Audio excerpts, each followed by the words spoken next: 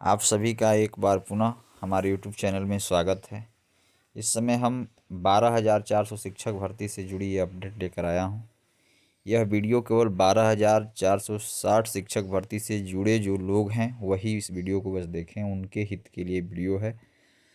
क्या है इस वीडियो में लिखा है कि जून में सुप्रीम कोर्ट में डेट पड़ गई है, अर्थात 12,460 शिक्षक भर्ती सुप्रीम कोर्ट की चौखट पर जा पहुंची है। सुप्रीम कोर्ट की चौखट पर खड़ी यह 12,460 भर्ती भी क्या है, इसकी पूरी अपडेट इस वीडियो को अंत तक देखिएगा। इसमें आपको एकदम बारीकी से मैं बताने की कोशिश करूंगा। 12,460 में बचे अभ्यर्थियों का ऑफिशियल सही आंकड़ा क्या है। आज दो भर्तियां पूरी हो चुकी हैं, 68,000 और 69,000। इसके बाद बहुत से लोगों के मन में ये कौतूहल सी बनी हुई है, वास्तव में अब अभ्यर्थी कितने बचे हुए हैं। तो सभी आंकड़ों को गौर किया जाए, उन आंकड़ों के बाद एक कहते हैं छन्नी के माध्यम से छानने के बाद सही जो आंकड़ा है, सटीक आंकड़ा आपको इस चैनल के माध्यम से इस वीडियो के अंत में एक एक करके आपको दिखाने की कोशिश करूंगा क्या है सही आंकड़ा। तो इसको अंत तक वीडियो को आप जरूर देखिएगा। अब भर्ती में क्या हो सकता है, बहुत से लोगों के मन में चल रहा है क्या पद समाप्त तो नहीं हो जाएंगे, पद क्या होगा। इन तमाम बातों का जिक्र इस वीडियो के अंत तक आप जरूर देखिएगा, करूंगा। आइए शुरुआत हम शुरू करते हैं। सबसे पहले 12,460 शिक्षक भर्ती के बारे में आप सभी लोग पहले से अवगत हैं कि 12,460 शिक्षक भर्ती इस योगी सरकार में न आकर के अखिलेश सरकार में आई थी। दिसंबर में इसका विज्ञापन जारी हुआ था 12,460 शिक्षक भर्ती का। जब तक चुनाव आगे चल करके चुनाव हुआ और 2017 के चुनाव के बाद यह प्रक्रिया, जब आगे में बीजेपी की सरकार आई, योगी जी की सरकार आ गई, तो उसमें भर्ती प्रक्रिया को रोक दिया गया था। लेकिन बहुत से धरना प्रदर्शन करने के बाद अभ्यर्थियों ने जमीनी स्तर से बहुत अच्छी लड़ाई लड़ी और बीजेपी सरकार के कारण इस भर्ती को पुनः एक बार गतिमान किया गया और एक काउंसलिंग पुनः कराई गई, जिसमें लगभग 4900 लोगों को नियुक्ति पत्र वितरित किया जा चुका है। अभी भी लगभग 8,000 के करीब पद खाली पड़े हुए हैं। 8,000 करीब अभ्यर्थी आज भी इसी आस में लगे हुए हैं कि हमें नियुक्ति पत्र कब मिले। आप सभी लोग जानते हैं कि यह 12,460 शिक्षक भर्ती जब निकली, उसके लिए लोगों ने बहुत ही अथक प्रयास किया। 30,000 भर्ती का धरना प्रदर्शन प्रारंभ किया गया। आप लोग जानते हैं कि सरकार की मंशा के अनुसार और कुछ अधिकारियों की वाफू स्थिति के कारण 12,460 शिक्षक भर्ती तो आई, उससे पहले एक 16,448 भर्ती आई थी, जिसमें 2013 बैच को बाहर कर दिया गया था। आप सभी लोग जानते हैं कि अंतिम जो ऑनलाइन का डेट था, उससे पहले रिजल्ट भी आ गए थे, फिर भी बाहर कर दिया गया था।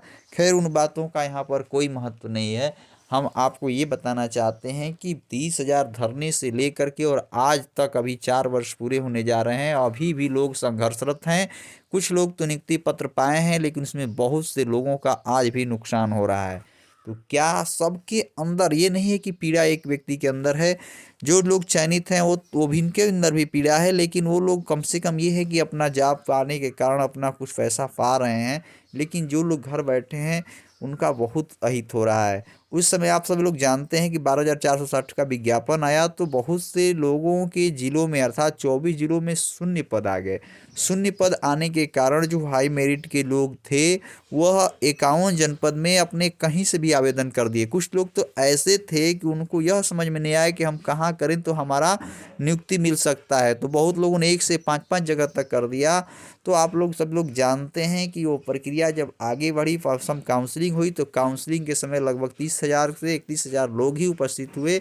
तो 12,460 में लगभग 30,000 जो मांग की जा रही थी वो लगभग सफल थी। उसी आधार पर भर्ती की मांग की जा रही थी। 2-3 हज़ार आंकड़ा अधिक करके मांग किया जा रहा था कि लोगों का अधिक से अधिक हो जाए। तो अब आते हैं शून्य जनपद की पीड़ा। शून्य जनपद के अभ्यर्थी को नियुक्ति पत्र साथ ही मिलने वाला था, सब कट ऑफ तय हो चुका था। लेकिन अंत में जिला वरीयता के कुछ लोगों ने जाकर कोर्ट में चैलेंज किया कि हमारा अहित हो रहा है।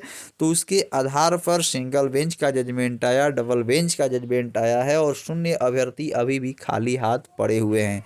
शून्य अभ्यर्थियों की क्या पीड़ा हो सकती है यह वही अभ्यर्थी जान सकते हैं। दूसरी अभ्यर्थी इस बात को समझ नहीं सकते हैं, क्योंकि वो आज नियुक्ति पत्र पाए होते तो आज प्राथमिक विद्यालय में होते। ठीक वैसे ही स्थिति आज वर्तमान स्थिति अब यहाँ आ खड़ी हुई है कि अब उसमें शून्य जनपद से आधे से अधिक लोग 68,500 में और 69,000 भर्ती जो पूरी होने जा रही है इसमें अब सेलेक्ट होने वाले हैं और सेलेक्ट हो चुके हैं। तो इसमें भी लगभग अब 1 से 2,000 अभ्यर्थी बचे हैं, तो उनकी जो पीड़ा है वो खुद वही समझ सकते हैं। और जो कुछ अभ्यर्थी कोर्ट जाने के कारण जिला वर्ताप से जो विजय प्राप्त किए हैं उनको अभी भी सीजे बेंच में कोर्ट में पड़ा हुआ है। जब तक मामला निस्तारित नहीं होगा भर्ती पूरी होने की उम्मीद नहीं है।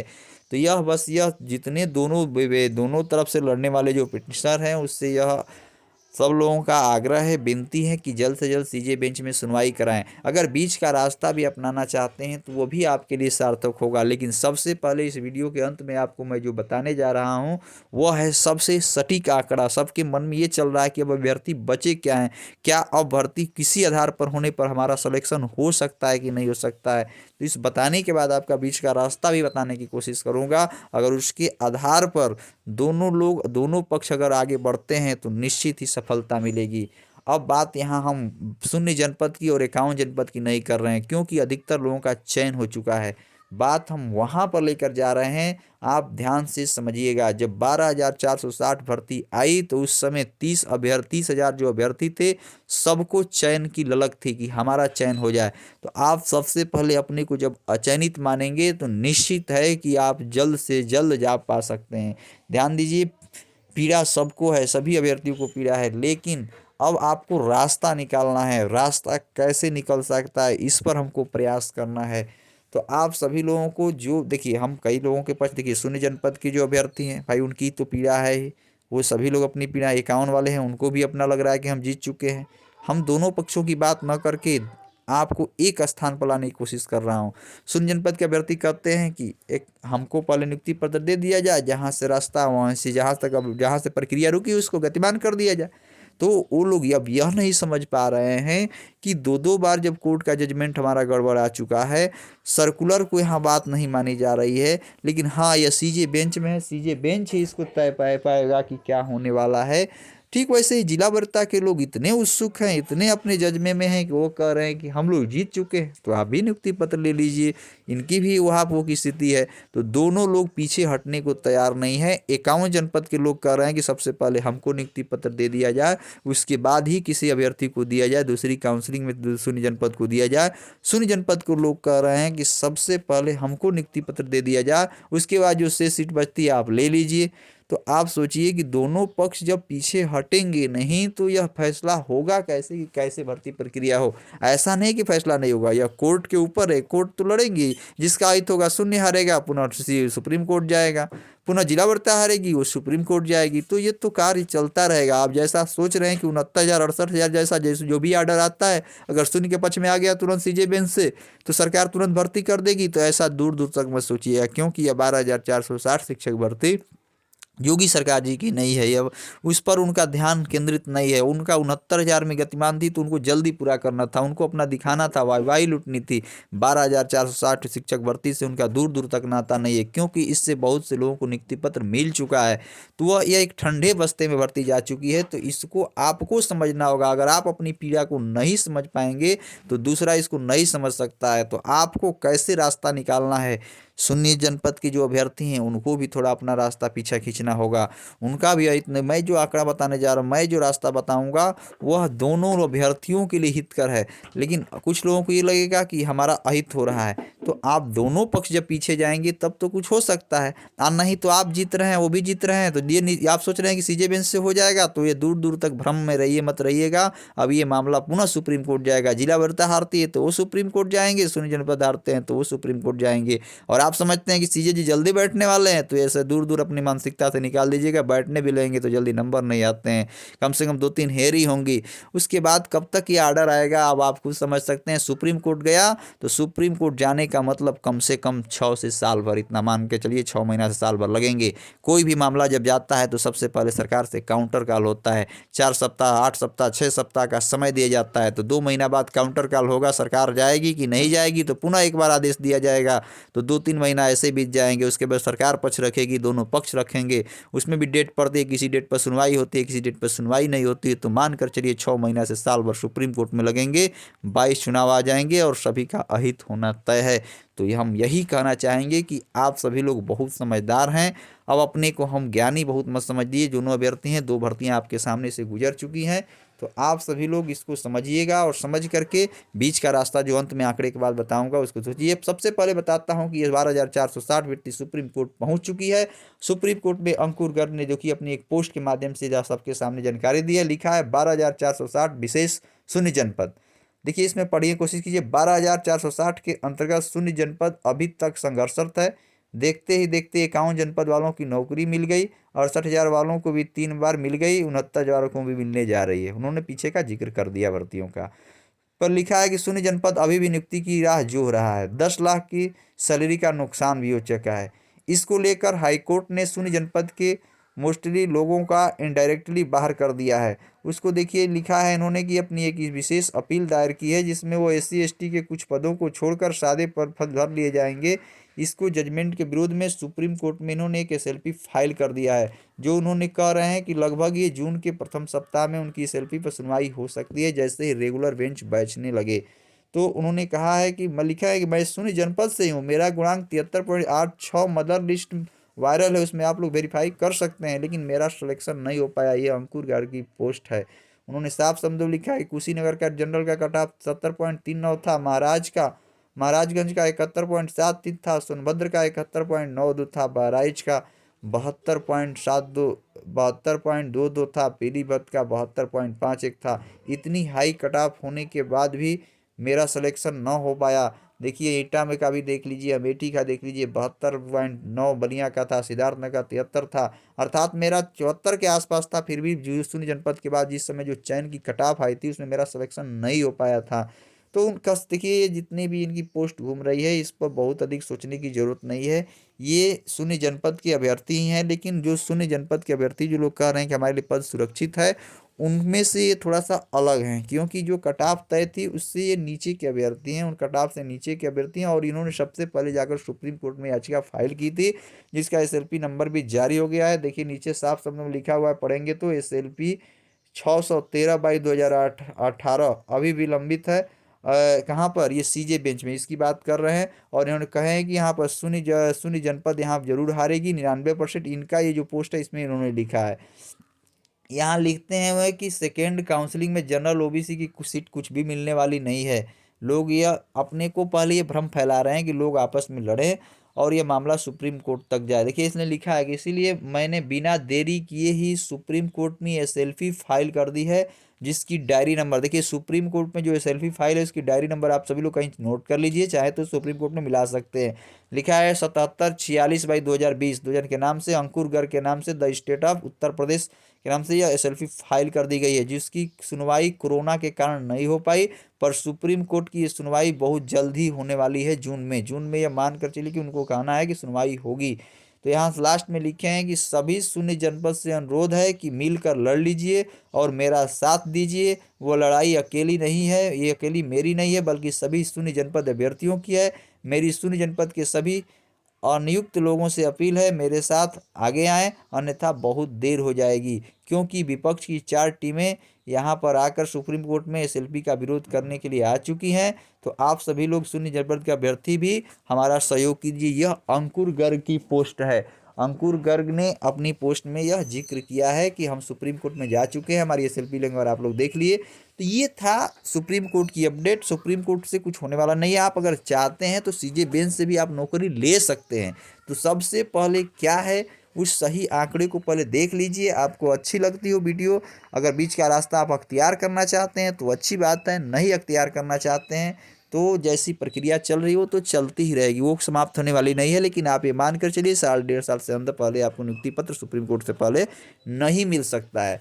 तो बीच का रास्ता दोनों पक्षों को पीछे हटना पड़ेगा। सबसे पहले आइए हम दिखाते हैं आपको कि 12,460 शिक्षक भर्ती में 68,500 शिक्षक भर्ती पूरी हो जाने के बाद 69,000 शिक्षक भर्ती अब पूरी होने जा रही है। इसके बाद आज वर्तमान में कितने अभ्यर्थी बचे हुए हैं और कितने पद अभी भी खाली हैं। तो आइए आंकड़े आपको पहले हम दिखाते हैं। आप सभी लोग जानते हैं कि उस समय लगभग कुल आवेदन, फाइनल आवेदन 41,000 हुए थे। 56,000 से ऊपर आवेदन हुए थे। जो अंतिम आवेदन, जो पूर्ण आवेदन किए जाते हैं पैसा डाल करके, जो आवेदन फाइनल कर लिए गए थे 41,000 थे। काउंसलिंग के आधार पर वास्तविक अभ्यर्थी, आप जानते हैं कि एक बार काउंसलिंग हुई थी पहली बार और उसके बाद एक दूसरी काउंसलिंग हुई थी। तो पहली काउंसलिंग के आधार पर लगभग 30,000 लोग उपस्थित हुए थे प्रत्येक जिले में। तो उसके आधार पर जो 41,000 और 31,000 है उसमें कुछ मल्टीपल लोग थे, उसको बाहर कर देने के बाद वास्तविक जो संख्या थी अर्थात 12,460 शिक्षक भर्ती की, तो लगभग 30,000 थी। 30,000 लोग ही 12,460 भर्ती में वास्तविक अभ्यर्थी थे जो अपनी नियुक्ति की राह देख रहे थे। तो उसमें से दिखा है, देखिए कि 68,500 में चयनित लगभग 18,000। देखिए 18 से 20,000 अभ्यर्थी। अब आप ये पूछेंगे ये आंकड़ा कहाँ से आप लाए, तो आप देखिए आज जानते हैं कि 68,500 में लगभग 45,000 लोग सेलेक्ट हो चुके हैं। और आप जानते हैं कि उसमें 13 बैच 14 बैच भी शामिल था 68,000 शिक्षक भर्ती में। तो 14 बैच जब चौथा सेमेस्टर का रिजल्ट आया तो उस समय लगभग 40,000 के आसपास लोग पास थे। उसके बाद जब टेट कराया गया तो टेट में लगभग 20 से 22,000 लोग पास थे। उसमें से 1-2 हज़ार लोगों का मान लेते हैं कि चयन नहीं हुआ होगा 14 बैच का। तो आप सोच लीजिए 18,000 करीब वो भी लोग भी चयनित थे। और 18,000 से 20,000 तक 13 बैच के सम्मिलित थे, लेकिन हम 18,000 ही न्यूनतम ले रहे हैं। 18 दूनी के 36,000 और 7,000 शिक्षा मित्र और 2-3 हज़ार और डीएलएड होंगे। तो अर्थात 68,000 में चयनित लगभग 18,000 लोगों का चयन हो चुका है 18,000 शिक्षक भर्ती में। 69,000 में भी लगभग 2,000 लोगों का चयन होने जा रहा है। 2,000 से ऊपर ही लोग होंगे, लेकिन 2,000 हम न्यूनतम मान लेते हैं। 2,000 लोगों का चयन होने जा रहा है 69,000 शिक्षक भर्ती में। अब आते हैं, देखने की कोशिश करते हैं कि 12,460 में नियुक्ति पत्र कितने लोग पाए। तो आप लोग देख लीजिए, सही आंकड़ा है 4900 लोगों को ही, 4911 लोगों को ही मात्र नियुक्ति पत्र मिला हुआ है 12,460 शिक्षक भर्ती में। तो अब जो वास्तविक संख्या थी 30,000, उसमें से देख लीजिए कितने लोग चयनित हो चुके हैं। तो देखिए 68,000 वाले में से 18,000, फिर 2,000, फिर 4900, अर्थात टोटल 24,900 लोग चयनित हो चुके हैं। तो 30,000 में से अब बचे अभ्यर्थी आपको निकालना है, तो उसमें से 24,900 घटा देते हैं, तो अब 5100 अभ्यर्थी आज वर्तमान में बचे हुए हैं। अर्थात 12,460 शिक्षक भर्ती है, ये दोनों भर्तियों के बाद 68,000 और 69,000 के बाद आज वर्तमान में मात्र 5100 अभ्यर्थी ही बचे हुए हैं। अर्थात हम मान लेते हैं कि 5100 में 1-2 हज़ार अधिक हो सकते हैं। 1,000 प्लस 1,000 प्लस माइनस कर लीजिए। 4,000 लोग मान रहे हैं, उनका भी आंकड़ा मैं सही मानता हूँ। 6,000 7,000 लोग मान रहे हैं, उनका भी आंकड़ा सही मानता हूँ। तो 5100 जो आंकड़ा है उसमें 1,000 का अंतर मात्र हो सकता है ऊपर नीचे। अधिक से अधिक होगा तो 1,500 का अंतर होगा। इससे बिल्कुल न घबराएं, इससे अंतर अधिक का हो ही नहीं सकता है। जो आपको बरगला रहे हैं कि 10,000 होंगे, 20,000 अभ्यर्थी बचे हैं, उनसे पूछिए कि आपका आंकड़ा कहाँ से लाए हैं, किसके आधार पर लाए हैं। आवेदन के बाद भी अभ्यर्थियों को लाकर आप खड़े कर दिए हैं। तो गुमराह होने वालों से दूर रहिए। इस समय वास्तविक जो अभ्यर्थी बचे हैं 5100 हैं। अब 12,460 में रिक्त सीट संख्या है, तो 12,460 में और चयनितों लोगों की संख्या घटा दीजिए। 7,560 अभ्यर्थी आज भी चयन के लिए, माने इतनी सीटें अभी भी खाली हैं। लगभग 8,000 पद खाली हैं और 5,000 के लगभग अभ्यर्थी हैं। तो ये सब आंकड़ा रहा, ये वास्तविक आंकड़ा है।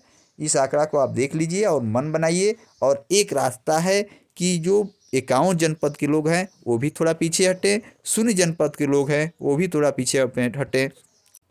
एक साथ आप सीजे बेंच में जाएं और वहां अपनी बात रख सकते हैं कि हम लोग प्रथम जो काउंसलिंग हुई है, जो कट ऑफ में जो लोग चयनित हैं, उसके बाद द्वितीय काउंसलिंग अब कराई जाए। हम जितने भी अभ्यर्थी हैं द्वितीय काउंसलिंग के लिए तैयार हैं। द्वितीय काउंसलिंग में सबका एक साथ चयन कर लिया जाए, क्योंकि अभ्यर्थी बहुत अधिक अब नहीं बचे हैं, सबका सिलेक्शन लगभग हो जाएगा। तो यह लिखित में दोनों पक्षों को देना होगा। इसमें सरकार से भी आप चाहें तो सरकार से भी वो लिखवा कर वहाँ आप दे सकते हैं। तो इसके आधार पर आपका जो फैसला है आपके पक्ष में आएगा। और मुझे उम्मीद है कि आप सितंबर से पहले आप अध्यापक के रूप में चयनित हो जाएंगे। और नहीं तो जो कोर्ट खेल है, सीजे बेंच कब बैठेगी, सुनवाई होगी, तो ये तो मान लीजिए जो जुलाई अगस्त तक हो सकता है। लेकिन जब मामला सुप्रीम कोर्ट में खींचने लगेगा तो 6 महीना साल भर जाएगा और आपका ही नुकसान है। अब इसके बाद कोई नई वैकेंसी नहीं आने वाली है कि जिसकी आप आस लगाए हैं कि उनके होने के बाद हमारा हो सकता है। तो अब इससे दूरी बना और जो मैं बीच का रास्ता बनाया हूँ उसको अपना करके जल्द से जल्द आप नियुक्ति पत्र पा लें। आपको वीडियो अच्छी लगी तभी भी ठीक, नहीं लगी कोई बात नहीं। आप अगर अच्छी लगी हो तो लाइक कीजिए, हमारे चैनल को जरूर सब्सक्राइब कर लीजिए। 12,400 जो भी अपडेट होगी इस चैनल के माध्यम से आपको दी जाएगी। अंत तक वीडियो में बने रहने के लिए धन्यवाद।